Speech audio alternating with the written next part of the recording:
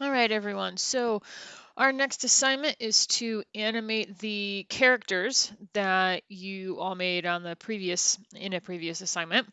And it's just to come up with sort of any scenario that you want, but very short.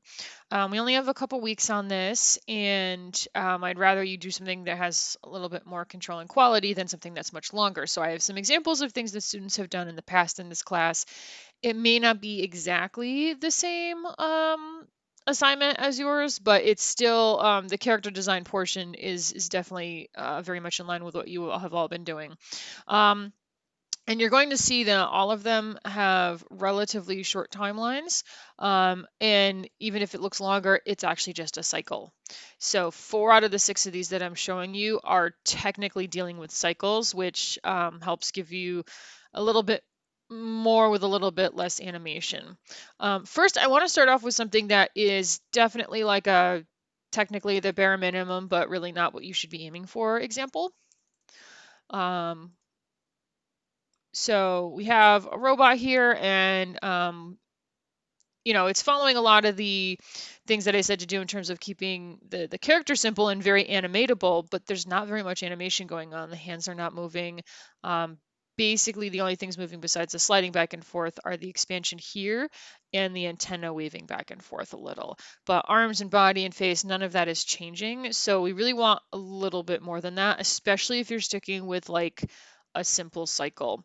And the first kind of cycle isn't even a movement cycle, like a walk cycle, it's a still cycle. So if you imagine in video games when characters are standing, they're not just standing, they're like doing something. So we have one with a bunny rabbit. And then I also have one with mushroom. And there we go. So these are from the semesters where we actually pulled like words out of hats. And so I think the one was scared and the other was hyper. Um, but you can see that all the stuff is moving. Nothing except for this bunny's feet. And they put a little bit of a background in there, but they didn't, worry too much about that. And the idea was to get across some kind of personality just through a relatively quick loop. And if we look at the files, this is 29 frames for the bunny rabbit. But it is several layers. Now, they didn't have parenting when any of these were made. So you'll have a bit of an advantage if you have that kind of scenario you're dealing with. But um, you can see with all these layers, keeping it short and making it perfectly loopable came in handy. So technically, these keyframes are all identical to these keyframes. The trick is to make it interesting enough and have enough stuff going on that we don't mind there's only those things going on. Now you can see we can't see all the animation in here because a lot of it's embedded. So in this portion, we just have everything moving up and down, the eyebrows a little bit more than everything else. And then I'm trying to remember what's embedded on this. The tail and the eyes. Okay. So the tail, for example, we don't actually see any animation in it at all, but if I come in here, there we go. It's wiggling faster than the other thing. And I think that's a motion tween.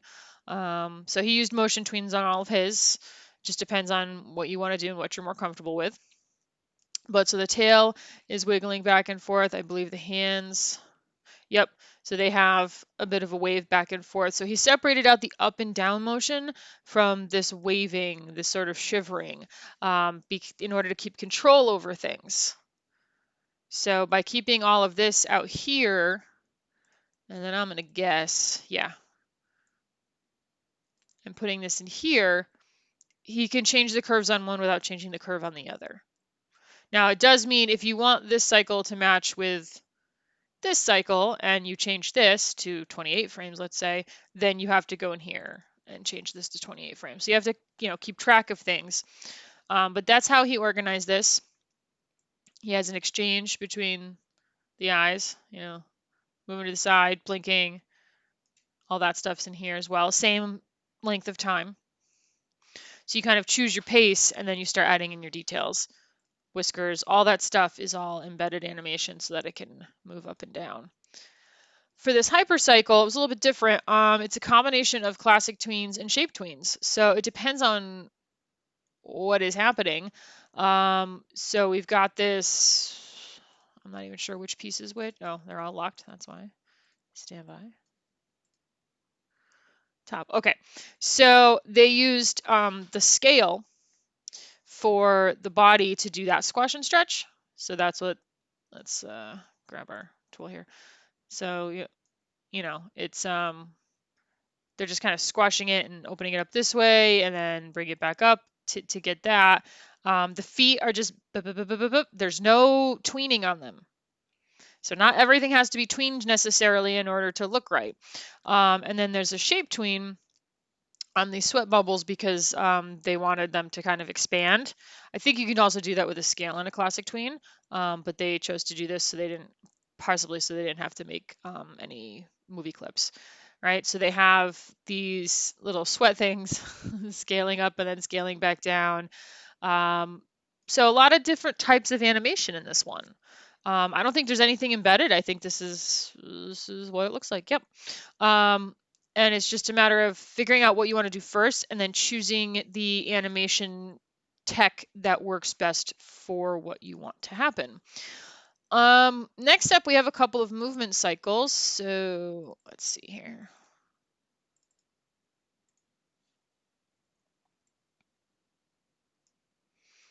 So we got a little bunny hopping along, and then we've got our cat sauntering. Now you can see this is two very different ways to handle a walk cycle. So we have moving in place and the background moves behind you.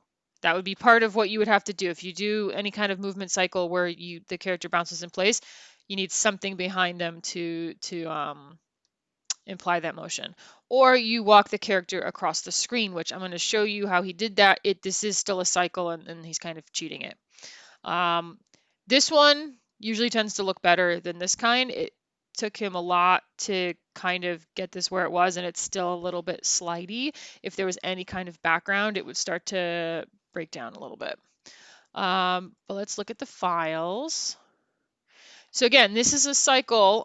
It goes to about here, and then it restarts, and restarts, 4, 5, 6. So it's the same hop 6 times. So he just worked it out the first time and left it like this, where he could watch it and watch it and watch it and watch it. And then just remember, we can copy paste frames. So I can say, oh, let's hang on, make sure I'm getting the right stopping point. Yeah, that seems right. And wait, I've done this before.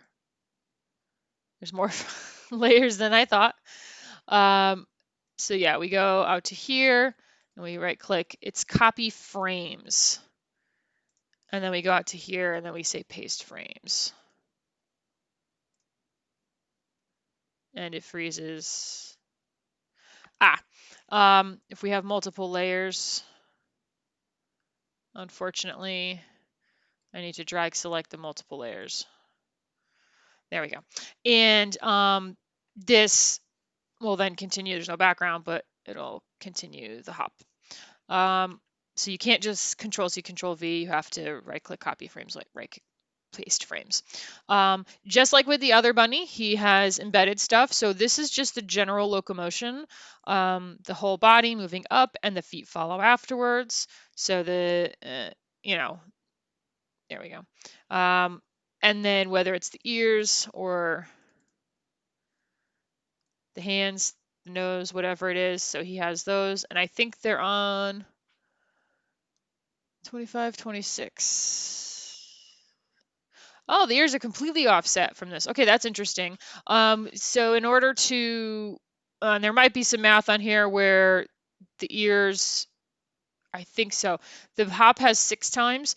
The ears move 5 times, if I'm doing my math correctly, because the hop is 20 frames, but the ears were 25 frames, which is interesting.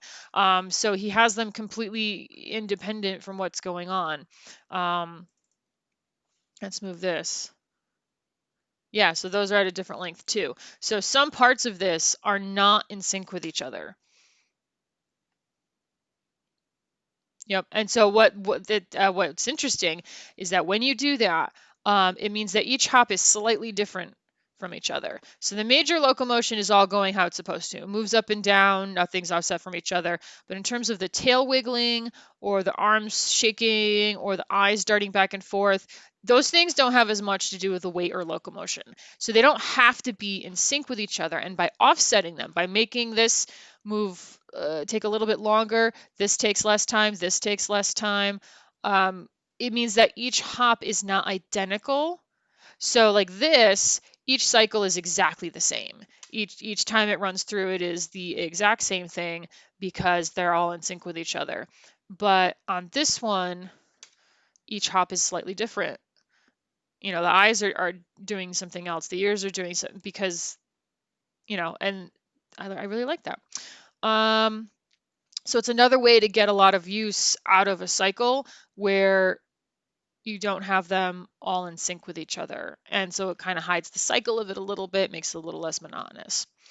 The catwalk, the way he did this, you can see everything is in here. So he put everything into one movie clip, slid that movie clip, until it gets to here, and then stuff happens in here. And then the animation is, there we go, in here. Now, again, this meant, taking note of how long things take. He probably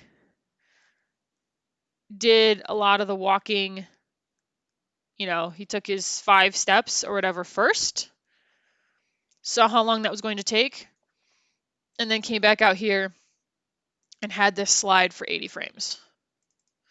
And then did the head darting around thing, figured out how long that was going to take, and then put the pause on the outside for that long. And so you can see the walking is just the sliding back and forth. The tail flicking up and down, which I really like because people see these long kind of tails and they think, oh, I have to like curl and uncurl it.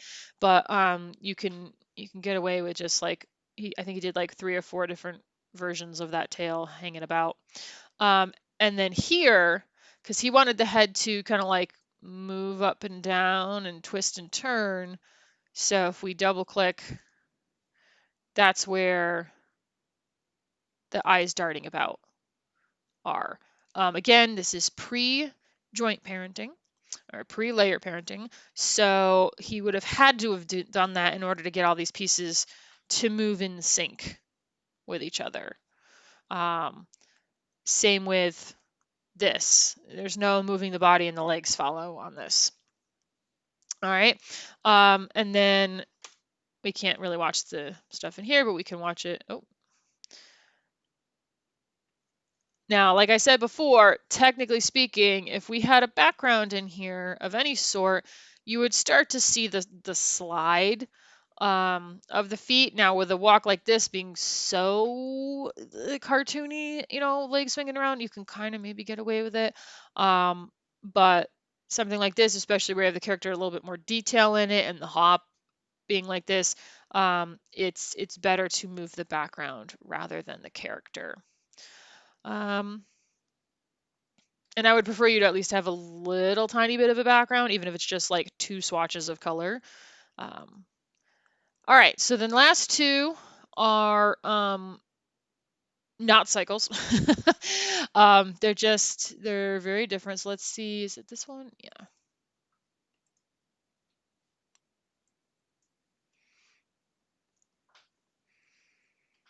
So again, she pulled the, I think, graceful red astronaut words out of the hat. Maybe it was clumsy. It was clumsy because all the junk on the soup. So how did she do this? Well, everything seems to be frozen.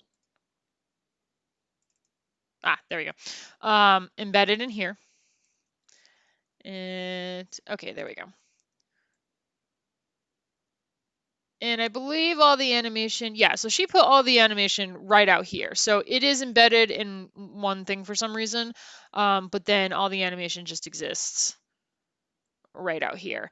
And what's nice is that there's the first, jump, then it slows way down. So in order to get that spacey feel, she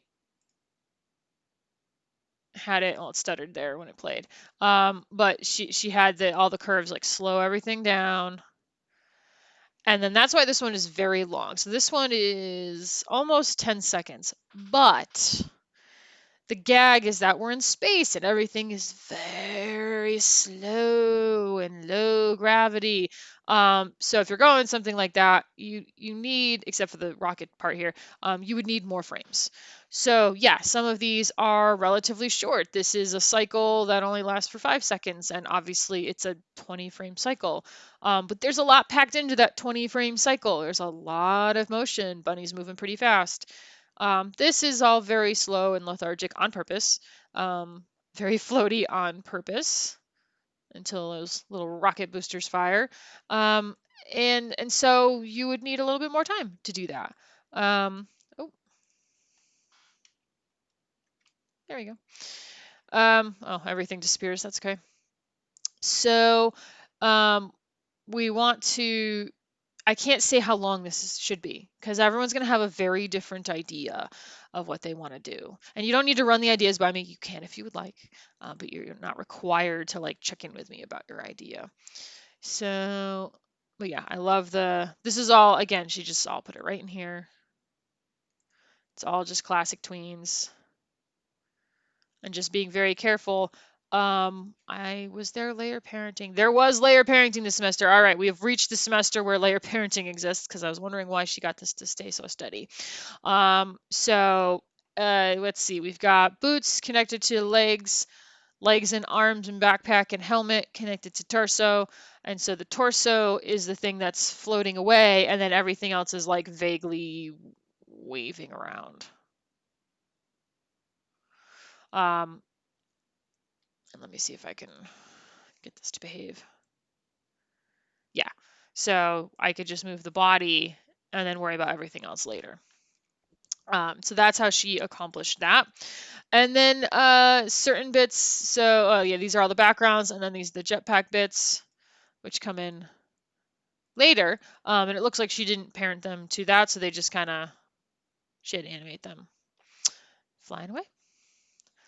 Last up, we have the ninja, which in terms of technique does not much apply to us because layer parenting was not a thing.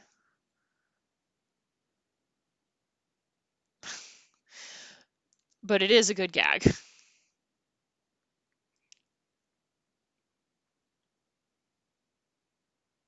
I believe the words Pearlbrook clumsy blue ninja. But I just love, again, you have more time on this one because there's a comedic gag. We've got a little bit of motion, hair and the tie going in the wind, the ears, the eyes moving a little bit. Obviously, most of the focus is on the arm. But this had to be done without layer parenting because such things did not exist. So let's just take a quick look.